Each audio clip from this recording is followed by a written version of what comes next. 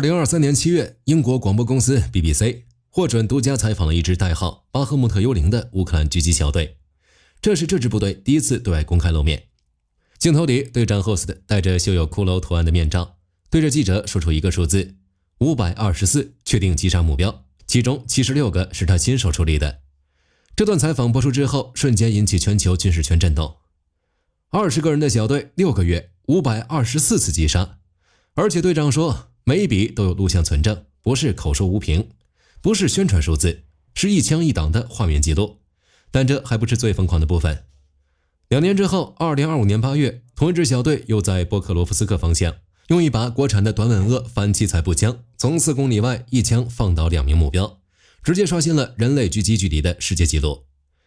子彈出膛之後，飛了將近10秒才抵達目標，穿透一整片玻璃窗，然後把2個站着的人一起帶走。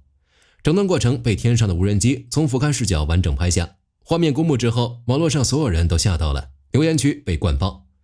到底是怎樣的20個人能在戰場上活成這種鬼影般的存在？能在深夜出手，能在濃煙裡出手，能在打破世界紀錄的距離外，讓敵人完全來不及反應。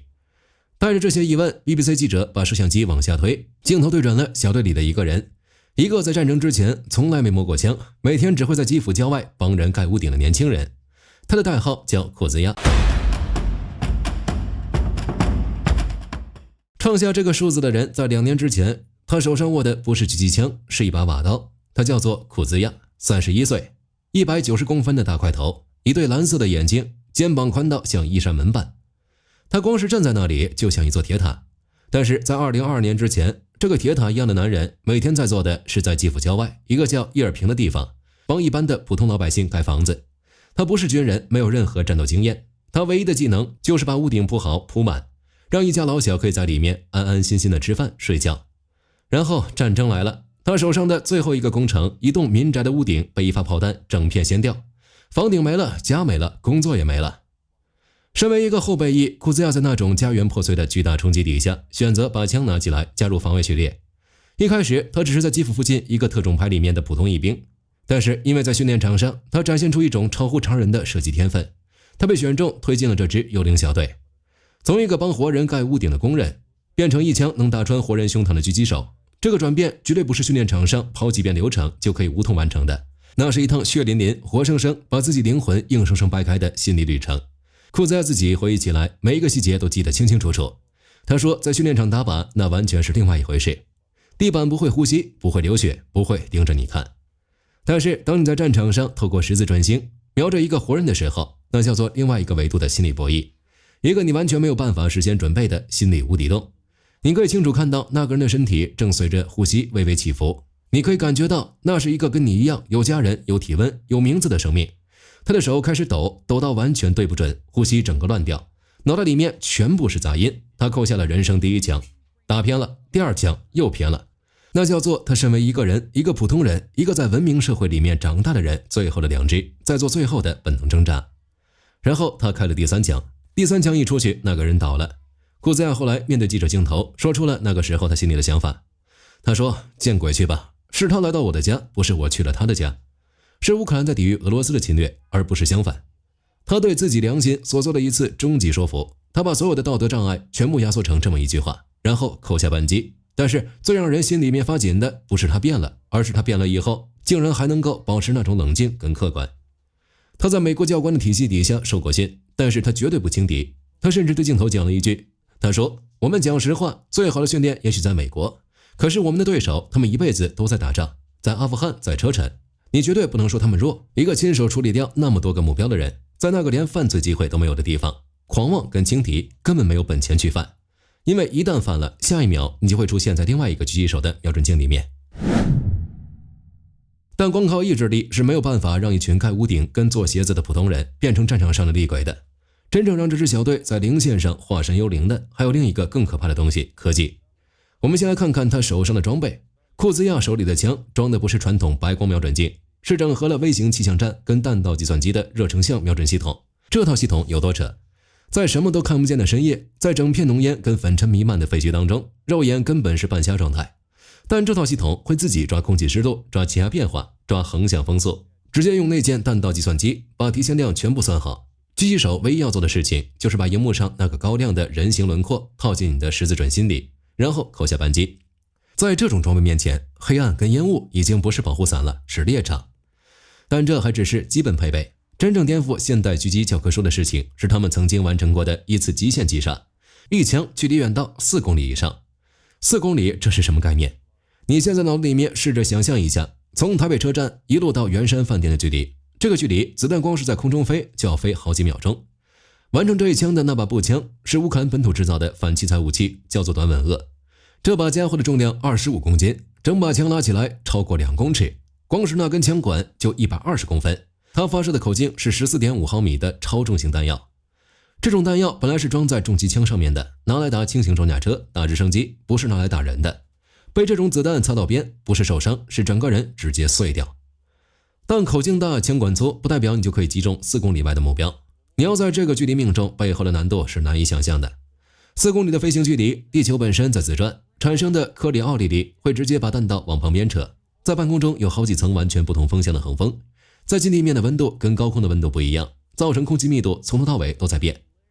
所有這些因素加在一起，每一個都足以讓子彈的最後落點偏差好幾公尺。所以這一槍絕對不可能是一個人扣下扳機就能辦到的。指揮官講得非常白，他說這是一個龐大的人工智能加上無人機網絡協同運作的結果。在那個精密的擊殺回圈裡，有人在地上負責趴着扣扳機，有人專門操作高倍率光學儀器，有人在旁邊處理 AI 即時回轉和複雜氣象數據，而天井上還有無人機操作手在做即時的俯瞰錄像和彈道軌跡修正。那個趴在地上扣扳機的人只是這整套系統裡面最後負責按下確認鍵的那根手指。而這個4公里的記錄不是在網絡上隨便抄來的鄉野傳說，這是真實發生在2025年8月14日烏克蘭戰場上的事情。當時烏克蘭軍事記者布圖索夫公布了完整的擊殺錄像畫面，畫面裡面那顆 14.5 毫米的子彈穿透了一片玻璃窗，目標直接倒地，整個過程被天上無人機拍得一清二楚。這段畫面現在在網絡上還找得到。那把短吻鳄步槍也不只是拿來破紀錄用的玩具，它在烏克蘭軍隊裡面是已經正式列裝的反器材武器，原本設計來拿來打輕裝甲目標，不是拿來打人。可是當一支精英小隊把 AI、無人機、彈道計算機跟熱成像全部整合在一起的時候，這把槍就不只是反器材了，它成了一根從4公里外伸過去的死亡手指。你想想那個畫面，目標很可能剛走進一棟破房子裡面，覺得終於可以稍微喘口氣了。他往窗戶旁邊一站，認為自己很安全，畢竟這裡離前線還遠得很。就在那個瞬間，一顆子彈穿過玻璃，他到最後都不知道子彈是從哪裡飛來的，連槍聲都聽不到，因為子彈飛得比聲音還快。但講到這裡，我們必須把畫面拉回來，科技再神，它永遠是一把雙面刃。裝備可以讓你看得更遠，打得像鬼一樣準，但是天上的眼鏡跟炸彈同樣也可以把你看得清清楚楚。時間推進到2026年，這支小隊從他們死守了13個月的巴赫穆特被重新部署到波克羅夫斯克方向的時候，整座戰場的遊戲規則已經被徹底改寫。指揮官自己親口承認，現在狙擊手的工作跟2022年一開始的時候已經是2個完全不同的世界。無人機跟巡飛彈像蟑螂一樣大量繁殖，直接覆蓋整片戰場。威脅從傳統的地面跟壕溝那種平面概念直接炸裂成全立體、無死角的3軸绞殺。指揮官說了一段讓人心底發寒的話，他說现在最困難的根本不是扣下扳機那一瞬間，而是你怎麼活着抵達射擊陣地，然後再活着從裡面爬出來。這個過程已經變成了一趟通往地獄的單程車票。當隊員背着25公斤重的步槍，穿越整片被無人機監視的廢墟，走的每一步都有可能被天上的機械龜眼鎖定。一旦鎖住，下一秒就是巡飛彈直接砸下來，連翻身的余地都沒有。指揮官甚至說，他們現在出任務最怕的不是敌人狙擊手，不是敌方炮兵，而是天上那些該死的無人機。以前還可以靠地形死角摸黑滲透進去，現在天上的眼睛太多太密了，他們連腳印都能追，只要稍微暴露1-2秒，就有一整群 FPV 自杀無人機冲過來。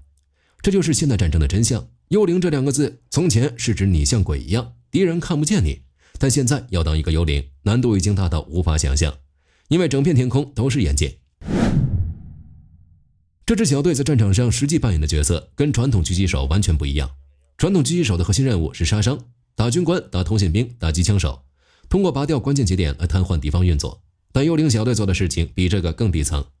他們在製造一種系統性恐懼。這種恐懼不需要槍聲，不需要炮火，只需要一個又一個士兵在自以為安全的地方無聲無息地倒下，然後消息開始在陣地上擴散。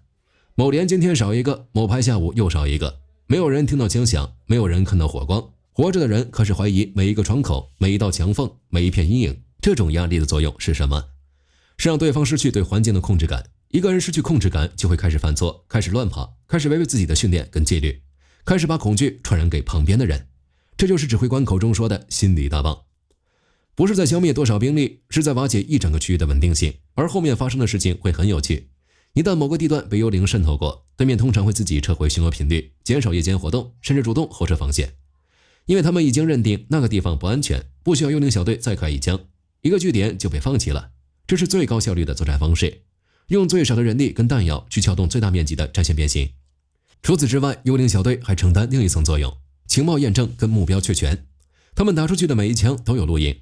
每一段錄影都會上傳到指揮鏈。這些畫面不只能確認擊殺，還能分析敵方的活動規律、換防時間、後勤路線，甚至是人員裝備的狀態。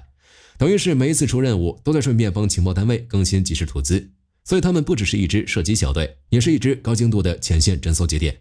在无人機跟 AI 系統的支援下，一個人的眼睛可以同時服務好幾層指揮架構。這種資訊整合能力在傳統步兵單位裡面是完全沒有的。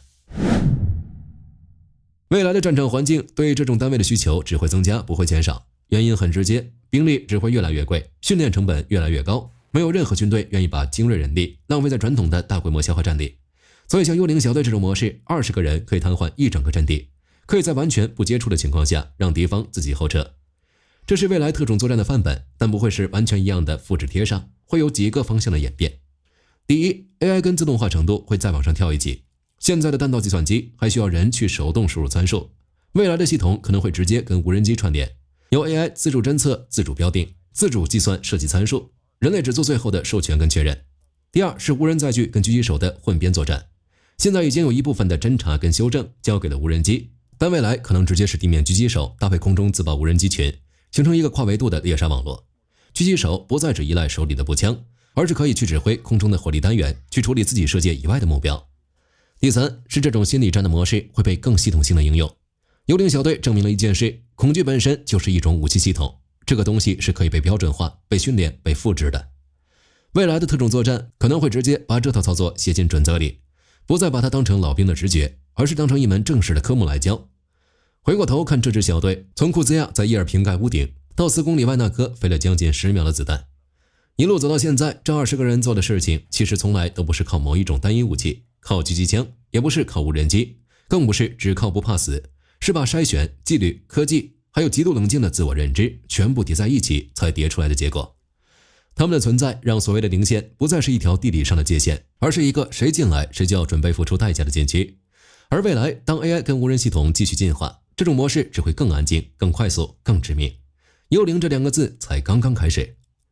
好了，關於這支幽靈小隊的故事，今天就和大家聊到這裡。如果你喜歡本期視頻，別忘了點讚關注，也歡迎在評論區分享你的看法。你認為他們未來還能復刻4公里狙擊的奇蹟嗎？我是火力軍，我們下期再見。